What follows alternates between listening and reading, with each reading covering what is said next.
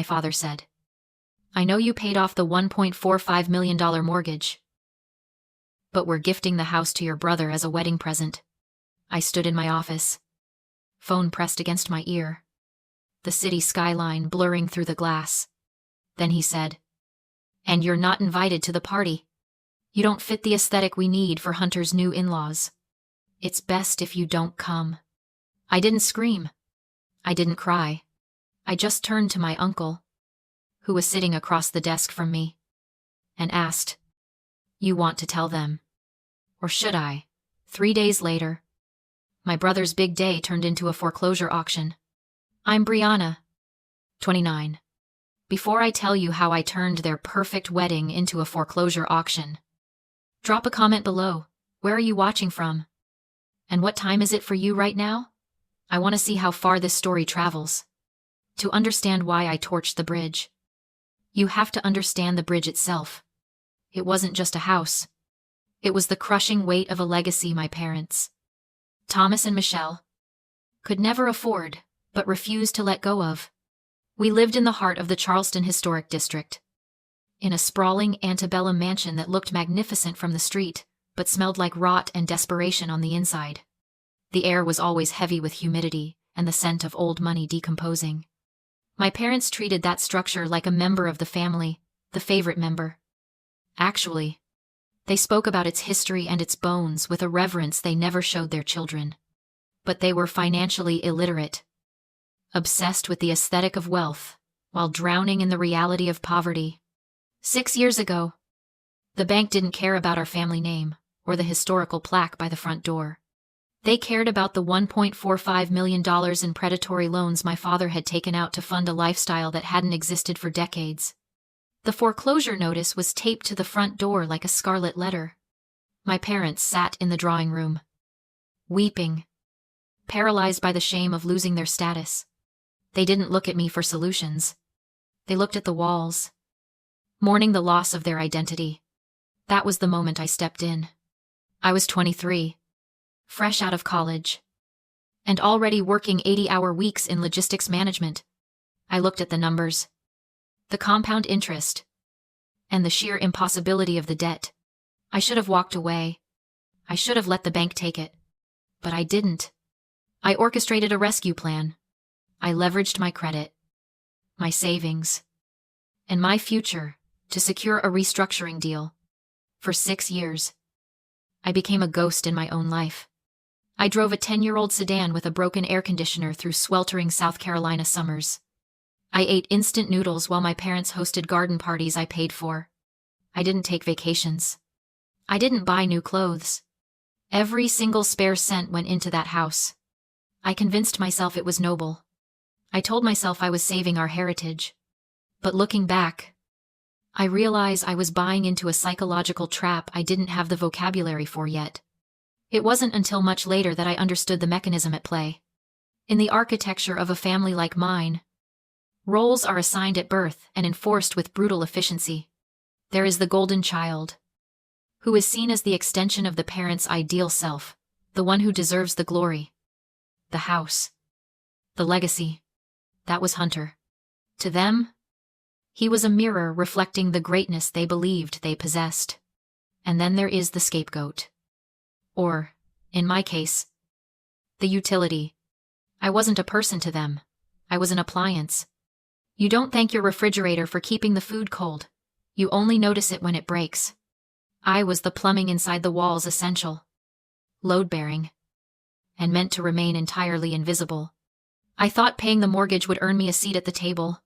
I didn't realize that to Thomas and Michelle. My payment wasn't a gift. It was simply the refrigerator doing its job. If I was the utility, my brother Hunter was the luxury asset.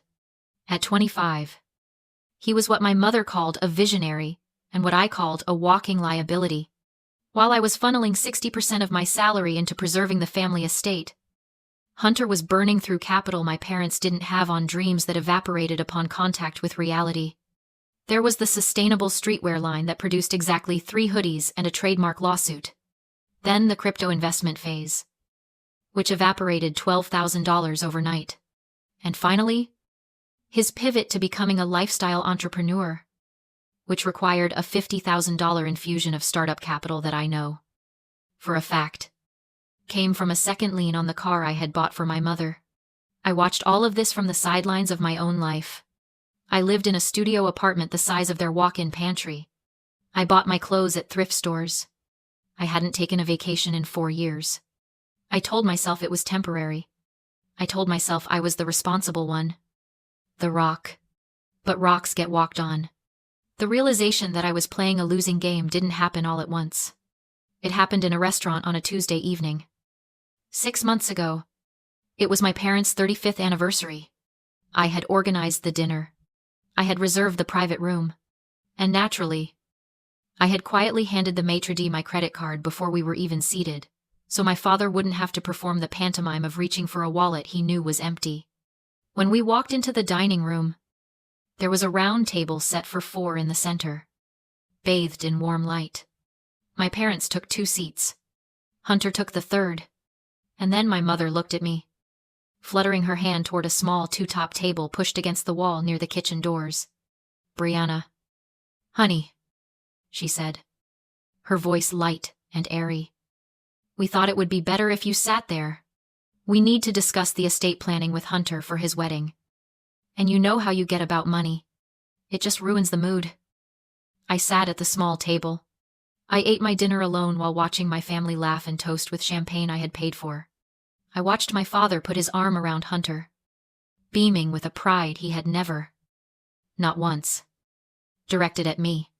And in that silence, surrounded by the clatter of silverware, the math finally clicked. I had been operating under a delusion. It's a concept in economics called the sunk cost fallacy.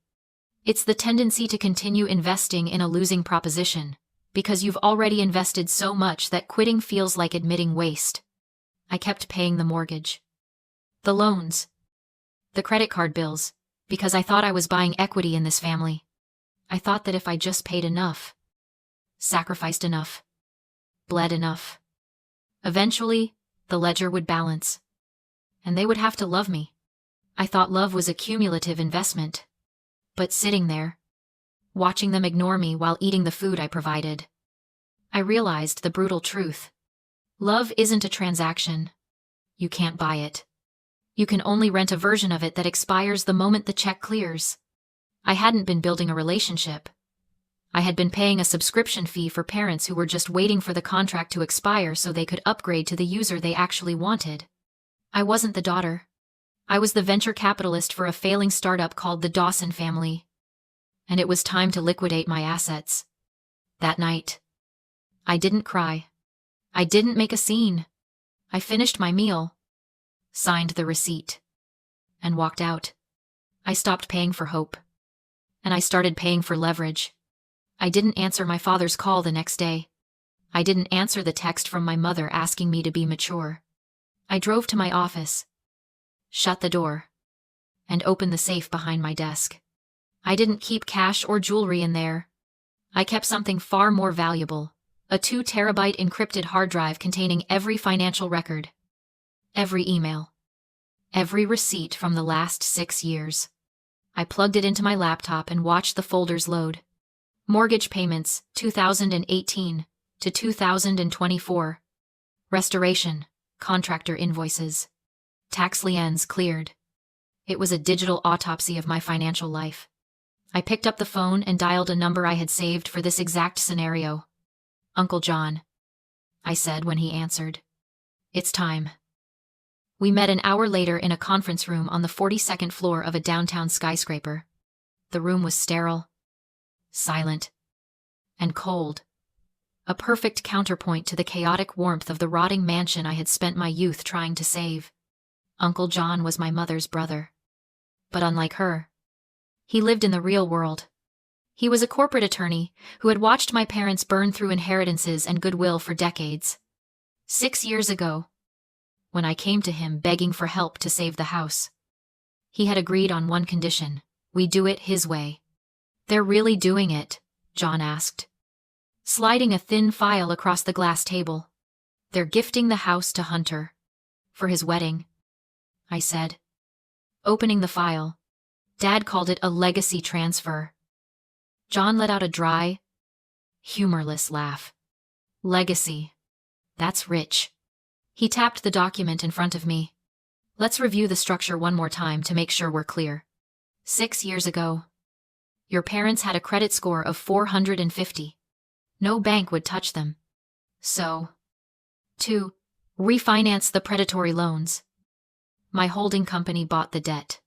Technically, I became the lender, but the capital behind that holding company, that came from you. I looked at the papers. The shadow lien. It was a mechanism John had set up to protect me from exactly this kind of betrayal. My parents had signed the papers without reading them. Too relieved to have the foreclosure sign taken down to ask questions about terms like beneficial interest or default clauses. They thought John had just fixed it with family money. They didn't realize that every check I wrote wasn't a gift. It was a mortgage payment to a shell company that I controlled. Legally, John continued, his voice precise and lethal. Thomas and Michelle haven't owned that house in 4 years. They are tenants at will. And the moment they attempted to transfer the title to a third party without the lien holder's consent, they triggered the acceleration clause. Which means I asked, though I already knew the answer. Which means the entire balance, $1.45 million, is due immediately. And since they don't have it, the property reverts to the lien holder. He looked me in the eye. To you, Brianna, you don't just have a claim on the house. You own the company that owns the debt, that owns the house.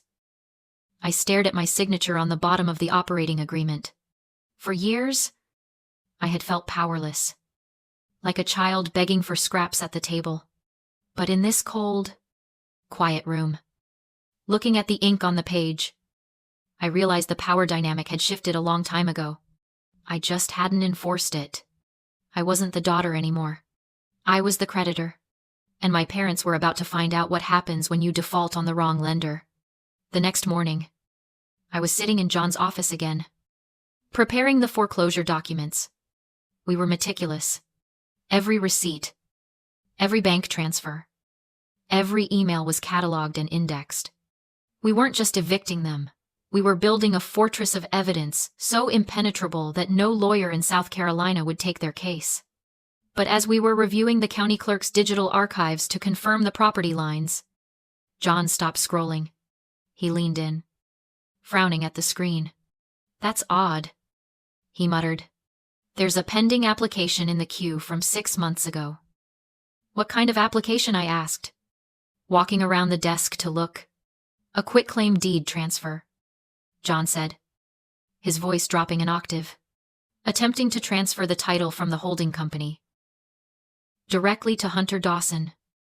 I stared at the screen. The document was dated June 14th. 6 months ago.